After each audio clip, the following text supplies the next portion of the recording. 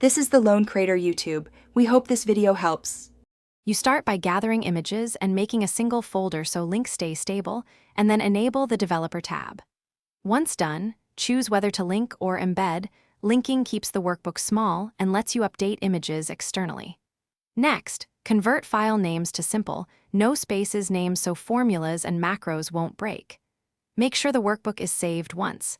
This anchors relative paths. You're ready to insert the first placeholder image and create a cell. Now insert a placeholder picture and size it to your desired display dimension. Make it a clear target for all linked images. Then use cells to store each image's file path, building the path with formulas or named ranges so you can drag to fill. Once you have the path, use a small macro or the camera tool to replace the placeholder with the linked picture, and make sure the picture's link uses the cell reference. This preserves layout when images update externally.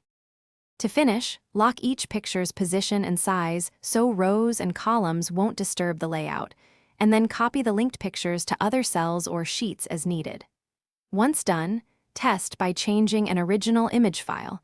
The linked picture should update when you reopen the workbook or refresh links.